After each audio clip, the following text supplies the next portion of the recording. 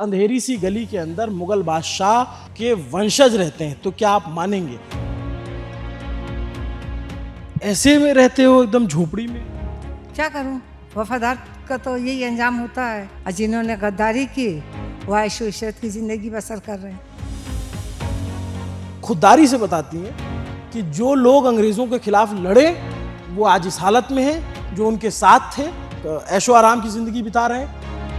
जो उजड़ गया वो बहार हूँ, मेरा रंग रूप बिगड़ गया, मेरा यार मुझसे बिछड़ गया। बादशाह की गली में आकर उसका पता नहीं पूछते, गुलामों के झुके हुए सिर खुद ब खुद रास्ता बताते हैं। ये फिल्म का डायलॉग हो सकता है, लेकिन असल ज़िंदगी में ऐसा होता है क्या? अगर मैं कहूँ कि इस अंधेरी सी गली के अंदर मुग़ल बादशाह के वंशज रहते हैं, तो क्या आप मानेंगे? अगर मैं ये कहूँ कि बहादुर शाह जफ़र जो अंतिम मुग़ल बादशाह हुए और वो मुग़ल बादशाह जो असरफियों में खेला करते थे, गिन्नियों में खेला करते थे, उनका परिवार आज मुफलिसी में रहने को मजबूर है, तो क्या आप मानेंगे? आप माने चाहे ना माने, मैं थोड़ी देर में आपको मिलवा दूंगा। मैं बंगाल चुनाव कवर कर रहा था और अचानक इंस्टाग्राम पे रील स्क्रॉल करते करते एक 4 साल पुराना बयान जो उत्तर प्रदेश के मुख्यमंत्री योगी आदित्यनाथ उनका सामने आया, जिसमें उन्होंने कहा था कि मुगलों के वंशज जो है वो कलकत्ते में रिक्शा चलाते हैं। तो हमने खोजने की कोशिश की, तो यहाँ पे कोई गुलाम नहीं था जो पता बताए। बहुत मुश्किल से खोजते खोजते पहुँचे हैं और आज स्थिति ये है कि उनके एक वंशज वन ऑफ द उसमें उनके जो डायनेस्ट हैं उनके परिवार के लोग यहाँ रहते हैं और एक बुजुर्ग महिला हैं जो इस झोपड़ी में रहती हैं।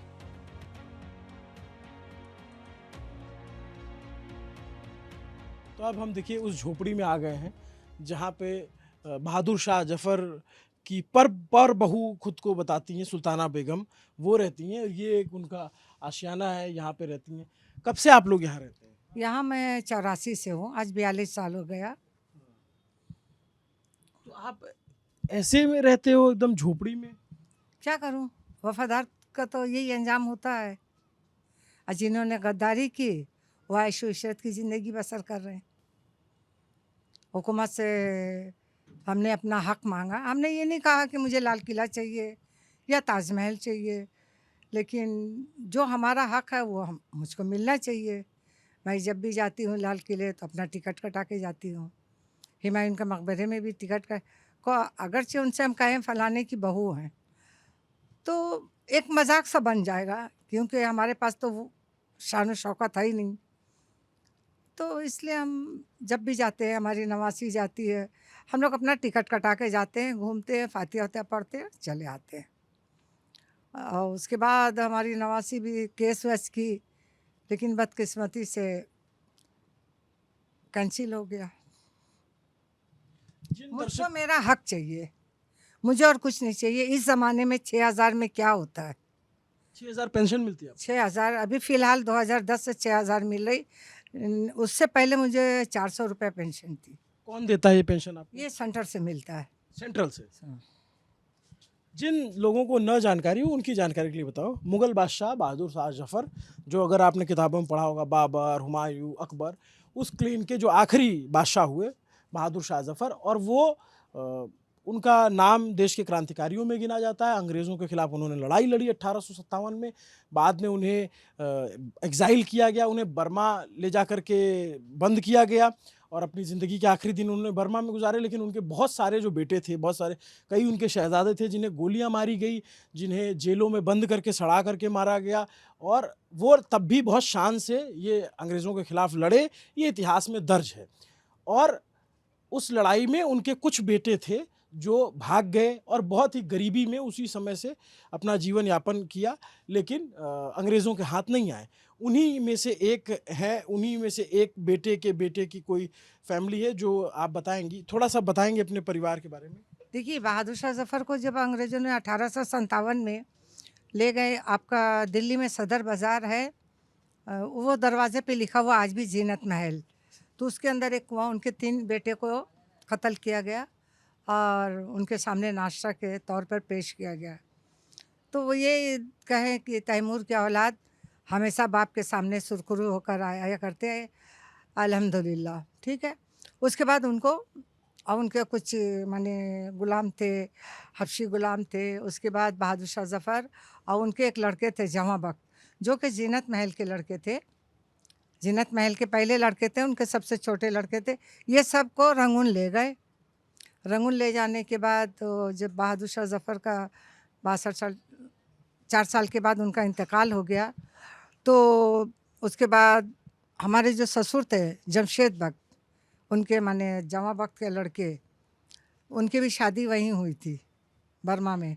हमारी सास लखनऊ की थी। तो जब बेदार साहब हमारी सास जब बेदार साहब 6 महीने के थे तो बाप का इंतकाल हो गया, जमशेद बख्त का 9 महीने के थे तो माँ का हो गया। तो अब उनके वालिद सोचे कि प्यारे मिर्ज़ा कि अब मैं बच्चे को लेकर क्या करूँ? तो अंग्रेज़ों से छुपा कर फूल की टोकरी में उनको छुपा कर बर्मा से इंडिया लेकर आए। लाने के बाद आप बिहार का नाम सुने होंगे भागलपुर। भागलपुर में उन्होंने माने बच्चे को छुपाने के लिए एक निकाह किए। उस ज़माने में तो बहुत ऐब गिना जाता था। उसके बाद एक निकाह किए थे गार्डन रिच मटिया बुरुज में कलकत्ते में। तो इसी सूरत से किसी सूरत से बच्चे को परवरिश किया। उनको घुड़सवारी सिखाया, कुश्ती सिखाए। जब 18 साल के हुए तो नाना का भी इंतकाल हो गया। तो उसके बाद फिर ये भागने लगे, कभी पंजाब, फिर वो रंगून गए छुपा के। जब 1947 में अपना वतन आज़ाद हुआ तो उनको फिर उनके दोस्त लोग एक प्रोग्राम किए, करने के बाद उनको ज़ाहिर किए कि ये मुग़ल के बच्चा है। उसके बाद फिर मुझसे शादी हुई। तो आपके हस्बैंड का क्या नाम था? उनका तो नाम बहुत बड़ा था। इंदिरा गांधी ने 67 में एक लोकसभा की किताब में उनको टाइटल दिया गया था HRH का, माने his royal highness prince Mirza Mohammad Bedar Bakht king of the Delhi. उसके बाद बहुत लिखने के बाद पहले 250 मिलता था जब मुझसे शादी हुई। इसके बाद फिर 400 किया गया। तो 2010 से फिर मुझे 6000 की पेंशन मिल रही है। आप उनकी तीसरी बेगम थी? जी, तीसरी? दूसरी? उनके पोते की मैं बहू हूँ। बहादुर शाह ज़फ़र, उनके लड़के जवां बख्त, उनके लड़के जमशेद बख्त, उनके लड़के बेदार बख्त।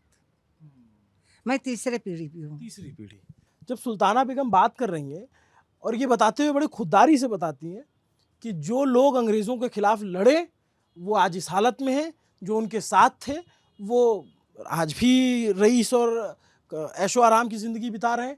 तो ये भी एक कहानी है। मैं थोड़ा-सा अंदर चलूँ आपसे, अंदर बात करें? तो ये आपका इसी में पूरा गुज़र बसर होता है? तो आप यहीं रहती हैं? हाँ। और खाना-पीना? वहाँ बाहर छोटा सा किचन बना लिया, वहीं बनाते खाना। तो आपकी कुछ यादें हैं पुरानी बची हुई या नहीं, फिर? वो जो कुछ भी तस्वीरें सब देखिए, हम बीमार रहते हैं, कभी दिल्ली बम्बई चले गए, कहीं चले गए, तो ये सब जो भी हमारा कागजात है सब रोशन आरा के पास है। वो आपकी पोती? नवासी है, नवासी? बेटी की लड़की। एक तस्वीर आपने रखी थी बादशाह की, तो बहादुर शाह ज़फ़र। वो बहादुर शाह जफर की। हाँ। तो इसको ऐसे ढक के क्यों रखती हैं? नहीं, वो एक वली अल्लाह थे ना, बहुत इबादत किए हुए थे, तो उनको खुला नहीं रखते हम। अच्छा। सरकार से उम्मीद तो बहुत है, देखा जाता है क्या होता है। और इधर आपको जो ममता सरकार है वो कुछ दिया उसने कभी? नहीं, 2003 में वो आए थे स्वामी चिन्मयानंद 15 अगस्त को, तो आकर देखे सब कुछ। तो हम कहा आप कौन हैं? तो बताए कि बाद में आप समझ जाइएगा। तो अटल बिहारी जी जो हैं वो 50,000 तपन सिकदर के पास भेजे। वो ममता बनर्जी से बोले कि टालीगंज भी तुम्हारा इलाका है, 2 इतिहास आदमी उनके यहाँ जाना है। तो वो ममता बनर्जी 26 फरवरी को आई थी यहाँ, 50,000 का चेक दे ले। कौन से साल में? 2004 में। 4। वाजपेयी जी ने भिजवाया था? हाँ, 26 फरवरी को। अच्छा। देखिए, उम्मीद तो बहुत ही है, अगरचे पूरा हो तो। और नहीं है तो ऐसे ही चले जाएंगे। तो आप कब से यहाँ रह रही हैं? यहाँ 84 से यहाँ पे है। 84 से? और आपके आपके कितने बच्चे हुए? हमारा एक लड़का 5 लड़कियाँ। और आप सब लोग कहाँ रहते हैं? लड़का तो कलकत्ते में रहता है नानी के घर, वो बचपन से। और बड़ी लड़की की शादी हुई थी तो बेचारी ख़त्म हो गई। और 4 हैं तो इन लोग बम्बई में हैं। तो क्या करते हैं वो लोग? सबकी शादी हो गई, सबके शौहर का वहाँ। और लड़का क्या करता है आपका? लड़का तो पहले बाहर करते थे, अब नहीं करते वहाँ। कुछ ऐसे छोटा मोटा काम ही करके। हाँ बस। तो ये आप सोचिए कि एक जब अंग्रेज़ों ने 1857 में चढ़ाई की तो बादशाह ने सरेंडर करने से मना कर दिया। फिर उनकी घेराबंदी हुई, उनके बहुत सारे साथियों को मारा गया।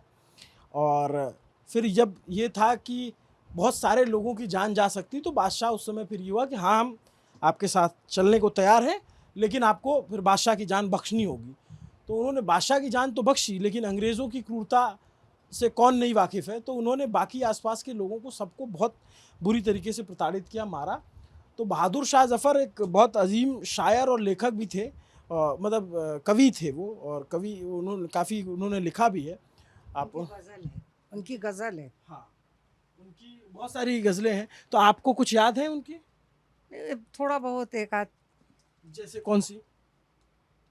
एक वो है, ना किसी की आँख का नूर हूँ, ना किसी के दिल का करार हूँ, जो उजड़ गया वो बहार हूँ, मेरा रंग रूप बिगड़ गया, मेरा यार मुझसे बिछड़ गया, मैं वो मुस्त गुबार हूँ।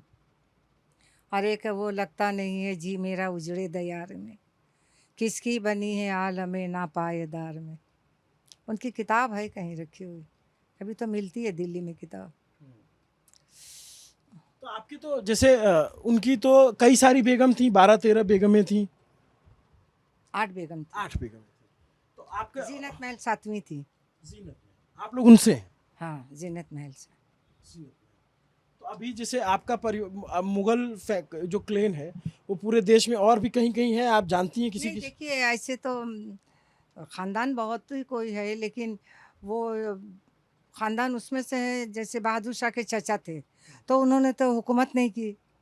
वो नस्ल से कुछ लोग हैं दिल्ली में। अच्छा। और मैं तो जिससे हुकूमत की है, मैं उससे हूँ। कभी आप देखिए कि ये सोने के अशर्फियाँ, मोतियों के हार और एक बढ़िया तख्तो ताज हुआ करता इतनी है। उम्र में भी उनका चेहरा और आँख। तो कभी ऐसे मतलब कभी बैठ के ख्याली बेख्याली में सोचती हैं कि क्या से क्या दिन हुए? बस सोचते हैं, क्या था, क्या हो गया। फिर कभी नज़र पड़ता हमारे नबी के ऊपर, इमाम के ऊपर, जिनके लिए अल्लाह ताला ने दीन दुनिया बनाया। उनके ऊपर क्या-क्या मुसीबतें ना आई, लेकिन वो सब्र किए। तो उन्हीं की उम्मत में से मैं भी हूँ, सब्र करती हूँ। और जब अभी आपने कोई केस किया था कुछ प्रॉपर्टीज़ के लिए, कुछ इनका घर, इनका बंगला, जो इनका महल था वो माँग रही थी, अभी उसकी लड़ाई चल रही है? नहीं, नहीं, वो सब रोशन आरा बताएगी। अभी कुछ नहीं चल रही, सब कुछ ख़त्म हो गया। कितनी उम्र हो गई आपकी? हमारी 73 साल चल रही। 73। और उसके बाद जब कभी जैसे ममता बनर्जी आपको 50,000 रुपए दे के गए, उसके बाद कभी लोकल गवर्नमेंट ने आपको कुछ नहीं दिया? कोई कुछ नहीं दिया। जाती तो इसी रूट से है। आज भी तो हावड़ा मैदान आई है। जानती है, सब कुछ है। लेकिन मेरे शौहर का यही कहना था कि तुम गरीब के घर जाओगी तो तुमको कम से कम इज़्ज़त मिलेगी, कि तुमको बिठाएगा इंसान, कम से कम 1 गिलास पानी देगा, लेकिन बड़े आदमी के यहाँ कभी पैर उठा के मत जाना। तो जो बुलाया भैया उसके यहाँ जाते हैं, नहीं तो बिन बुलाए हम किसी के यहाँ नहीं जाते। अब ज़िंदगी में कोई ख्वाब रह गए हैं? ख्वाब तो बहुत कुछ है, उम्मीद पे जी रही हूँ। क्या ख्वाब है? अगर नसीब में है, तो अगर हमारा हक मिल जाए तो जितना मुसीबत हम उठा चुके हैं, क्या मेरे बच्चे इतना परेशानी उठाएँगे? वो 2 रोटी कमाएँगे या फिर वो इतना जद्दोजहद करेंगे? चलिए, हमारे कोशिश है कि हमारे ज़रिए सरकार के नुमाइंदे आपकी बात पहुँचे। ये सुल्ताना बेगम हैं, हावड़ा में रहती हैं और यही इनका एक छोटा सा कमरा है। बगल में छोटी सी और सामान है, उसमें इसमें अपना गुज़र बसर कर रही हैं। इनके बच्चे छोटा मोटा कुछ कुछ काम करते हैं।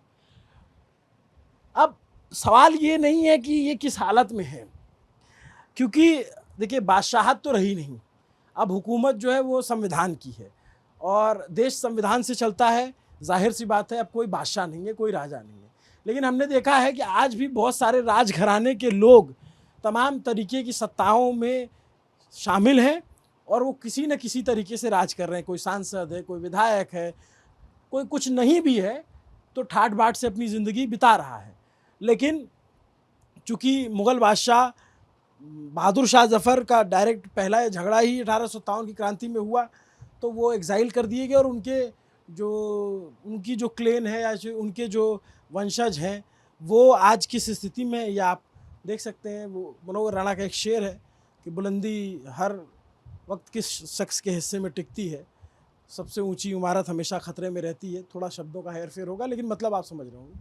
तो एक इतनी बुलंद इमारत थी, आज क्या हालत है आप देख सकते हैं। तो जो लोग भी, ये इनकी कहानी ये भी बताती है कि जो लोग भी आज सत्ता नशी हैं और जिनको लगता है कि वो कभी नहीं जाएंगे, उनको इस तरह की कहानियों से सबक सीखना चाहिए कि हमेशा थोड़ा पोलाइट रहना चाहिए। बुलंदी हर समय आपके हिस्से नहीं टिकती। लेकिन खैर, सुल्ताना बेगम को जो है इनका हक मिले जो ये चाहती हैं और एक सम्मान भरी ज़िंदगी मिले। न्यूज़ पिंच के माध्यम से हम इसीलिए यहाँ पे आए, रिपोर्ट किए।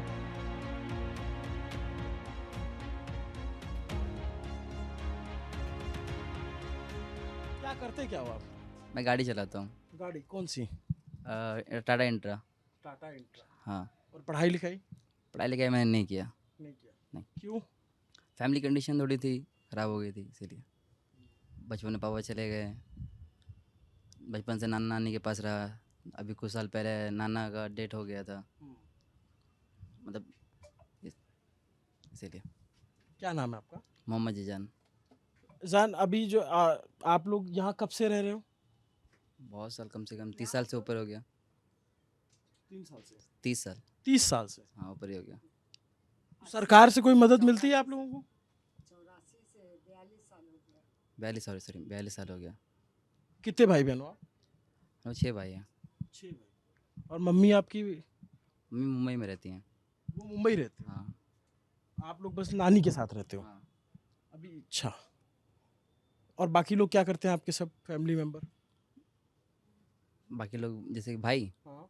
जैसे मम्मी के पास वहाँ पे भाई लोग रहते हैं, तो कोई वहाँ पे चिकन दुकान में काम करता है, कोई भाई है कि जो मटन दुकान में काम करता है, और 1-2 भाई है जो पढ़ाई भी कर रहे हैं, छोटे छोटे हैं।